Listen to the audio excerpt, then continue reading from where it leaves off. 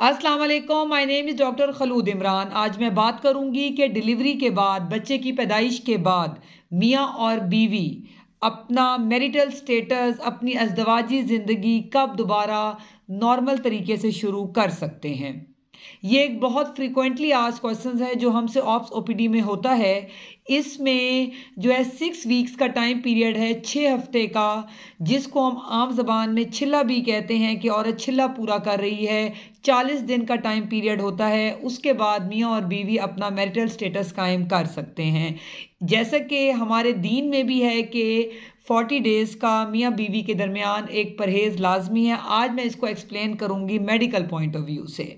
Medically जो जब female deliver होती है तो अगर तो उसका हुआ है बड़ा ऑपरेशन, तो इस टाइम पीरियड में उसके जो हैं टांके हैं, स्टिचेस हैं, वो हील हो जाते हैं और वो टुवर्ड हेल्दी लाइफ की तरफ वो आती है इस 40 दिन के दौरान। और अगर तो उसका नॉर्मल डिलीवरी हुई है, उस दौरान अगर छोटा ऑपरेशन हुआ है नीचे के रास्ते, या बाज़-औक़ात कोई टियर आ जाता है, चीरा आ जाता है नीचे के रास्ते एक नॉर्मल पैदाइश के दौरान, तो उसमें भी अगर टांके लगते हैं तो उसको भी एक टाइम पीरियड चाहिए कि वो हील हो जाएं। औरत का ये राइट है कि उसको ये 40 डेज़ का टाइम मिले मेडिकली, ताकि उसके जितने भी स्टिचेस हैं, चाहे वो बड़े ऑपरेशन के थ्रू हैं या किसी टीयर की वजह से आए हैं या एपिजियोटमी छोटा ऑपरेशन हुआ है, तो वो हील हो जाएं।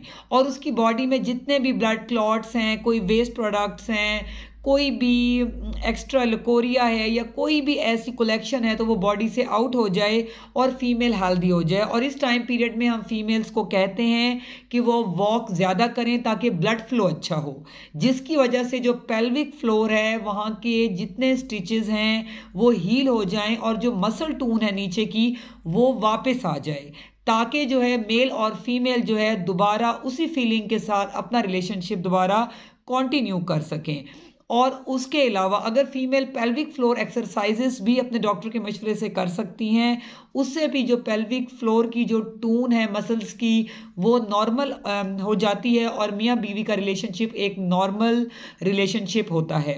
इसमें थोड़ा सा मैं ज़रूर यहाँ पे एक जो है मैसेज देना चाहूँगी फीमेल्स को कि जैसे ही 6 वीक का टाइम पीरियड गुजरता है, तो उससे पहले जो पोस्ट नेटल पीरियड है, जब डिलीवरी के 1 हफ्ते के बाद आपको गायनोकोलॉजिस्ट बुलाती हैं कि आप आके अपना एक चेकअप करवा लें, तो उसमें आप लोगों को चाहिए कि आप कॉन्ट्रासेप्शन लाजमी डिस्कस कर लें, क्योंकि 6 वीक्स के बाद बहुत ज़्यादा चांसेस होते हैं प्रेगनेंसी के बाद कि दोबारा फ़ौरन प्रेगनेंसी हो जाएगी।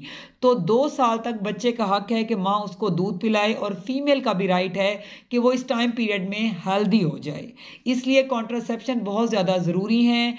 आप अपने गायनोकोलॉजिस्ट से लाजमी डिस्कस करें। बहुत सी फीमेल 2-3 बच्चों के बाद दोबारा आ जाती हैं कि जी विदिन 3 मंथ दोबारा कंसीव हो गया है, तो ये एक राइट टाइम पीरियड नहीं है। ना बच्चा ब्रेस्ट फीड कर सकता है और ना ही मदर इतनी हेल्दी होती है, तो माँ की जान को भी ख़तरा हो सकता है और बच्चे की हेल्थ को भी।